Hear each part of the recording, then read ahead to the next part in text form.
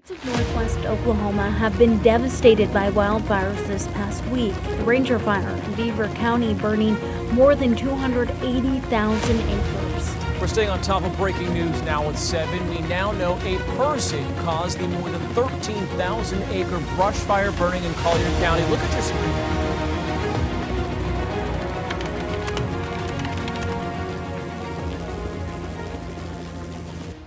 Api makin liar langsung dari tanah Amerika Serikat. Kekeringan dan badai musim dingin di 14 negara bagian dengan suhu beku baru saja dilewati. Kini, Amerika Serikat disapu oleh gelombang kebakaran hutan yang luar biasa. Di tengah kekacauan ini, sebagian orang mulai bertanya, apa kebakaran yang menggila ini hanya soal kekeringan atau sekaligus karma atas keonaran luar negeri yang dibuat Amerika Serikat? Konflik di Venezuela, serangan ke Iran, hingga dukungan militer di Gaza memicu kritik tajam bahkan di dalam negeri sendiri. Jadi, apakah bencana alam ini sekadar cuaca buruk atau justru cermin dari gejolak global yang lebih dalam? Tunggu selengkapnya di video ini.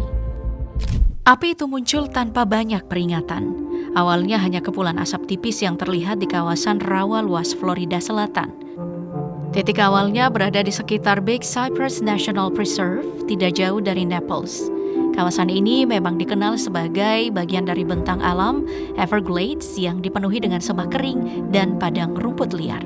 Namun dalam hitungan hari, kobaran kecil itu berubah menjadi kebakaran raksasa yang kemudian dikenal sebagai National Fire.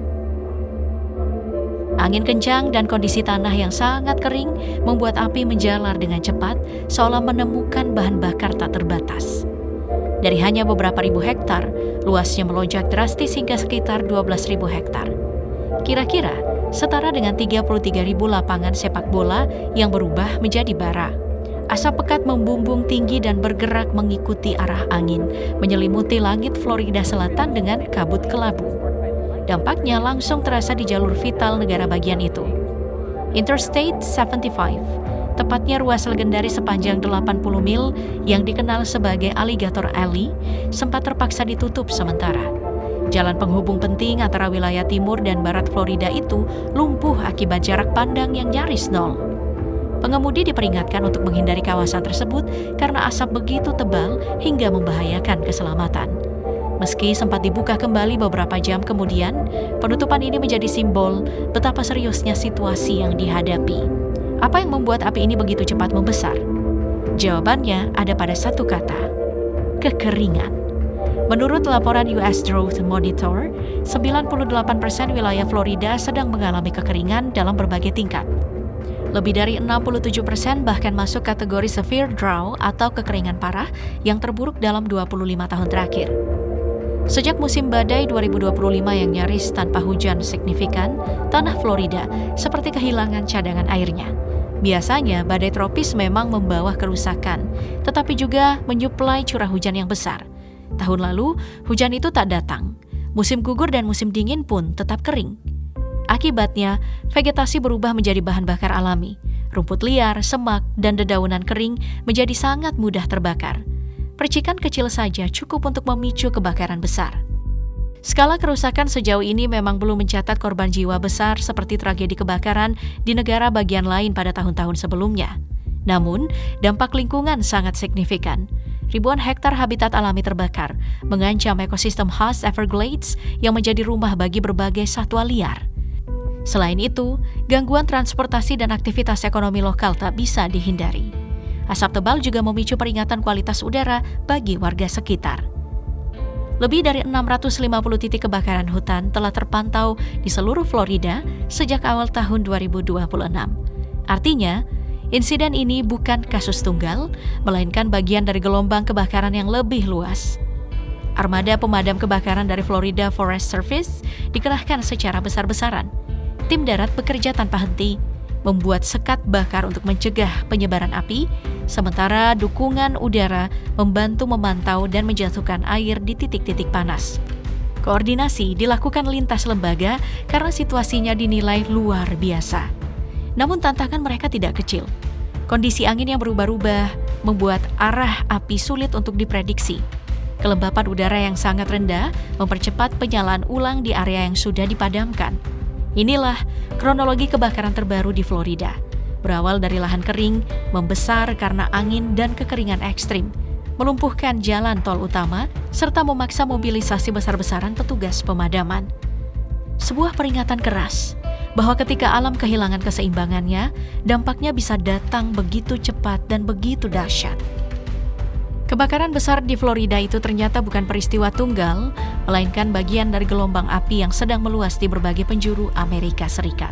Secara resmi, tingkat kesiapsiagaan nasional atau National Preparedness Level memang masih berada di level 1, level terendah dalam skala 1-5.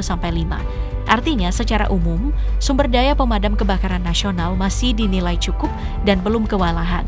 Namun angka-angka di lapangan justru menunjukkan cerita yang jauh lebih serius. Per 27 Februari 2026, dalam sepekan terakhir saja, petugas merespon 617 kebakaran baru di seluruh negeri dengan 46 insiden besar dilaporkan muncul hanya dalam hitungan hari. Saat ini tercatat 18 hingga 22 kebakaran besar masih aktif, dengan total luas lahan terbakar mendekati 20 ribuan hektar, lebih dari insiden-insiden besar tersebut saja. Aktivitas paling tinggi terkonsentrasi di wilayah selatan, yang kini berada di Preparedness Level 3, 2 tingkat lebih tinggi dari rata-rata nasional. Negara bagian yang paling banyak melaporkan kebakaran besar adalah Oklahoma dengan 7 insiden aktif, disusul Florida dengan 3 kebakaran besar, lalu Mississippi, Texas, Georgia, Alabama, Kansas, Colorado, dan New Mexico. Kombinasi angin kencang, semak kering, dan suhu hangat di luar pola musim dingin menjadi pemicu utama cepatnya penyebaran api. Secara nasional, angka tahun berjalan benar-benar mencolok. Hingga 27 Februari 2026, Amerika Serikat telah mencatat 7.895 kebakaran dengan total 156,2 hektar lahan terbakar. Bandingkan dengan periode yang sama pada tahun 2025 yang mencatat 5.245 kebakaran dan 43,9 hektar terbakar. Bahkan rata-rata 10 tahun terakhir untuk periode yang sama hanya sekitar 4.323 kebakaran dan 37 hektar. Artinya, luas area terbakar tahun ini hampir 4 kali lipat dari rata-rata dekade terakhir pada waktu yang sama. Meski begitu, ada satu kabar yang sedikit menenangkan. Sebanyak 36 kebakaran besar dilaporkan berhasil dipadamkan atau dikendalikan. Tim pemadam di berbagai negara bagian dinilai masih cukup efektif dalam melakukan initial attack, yakni penanganan cepat pada fase awal kebakaran sebelum membesar. Banyak titik api berhasil ditangani dalam periode operasional pertama berkat koordinasi lintas lembaga, dukungan udara, serta mobilisasi cepat personil darat. Namun kondisi cuaca tetap menjadi ancaman. Di wilayah Tenggara dan Florida, cuaca hangat, kering, dan berangin mendorong potensi kebakaran tinggi. Front dingin yang bergerak melintasi Florida bahkan diperkirakan membawa badai petir dengan kilat yang ironisnya bisa memicu titik api baru.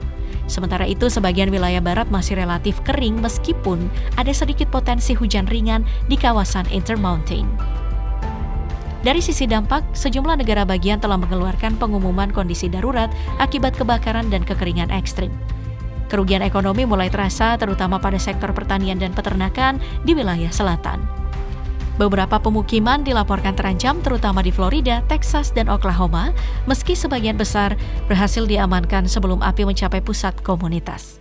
Nah, hingga saat ini, laporan korban jiwa besar belum muncul dalam skala nasional, namun kerugian infrastruktur dan lingkungan terus bertambah. Fenomena ini juga memperlihatkan perubahan pola musim kebakaran. Biasanya, puncak kebakaran itu terjadi pada musim panas, terutama Agustus. Kini bahkan di akhir Februari, ribuan kebakaran sudah tercatat. Data historis menunjukkan fluktuasi setiap tahun, tetapi angka luas lahan terbakar 2026 menjadi salah satu yang paling tinggi dalam fase awal tahun dibandingkan banyak tahun sebelumnya. Api yang melanda Amerika Serikat ini memang memunculkan narasi beragam. Ada yang menyebutnya sebagai azab, ada pula yang melihatnya sebagai konsekuensi dari krisis iklim dan pola cuaca ekstrim yang makin tidak menentu. Secara ilmiah, kombinasi kekeringan panjang, angin kencang, dan vegetasi kering adalah penjelasan yang paling rasional mengapa kebakaran mudah meluas. Potensinya ke depan sangat bergantung pada curah hujan dan kestabilan angin. Jika hujan konsisten turun, risiko bisa mereda. Namun bila kekeringan berlanjut, bukan tak mungkin titik-titik api baru kembali muncul dan memperpanjang musim kebakaran tahun ini.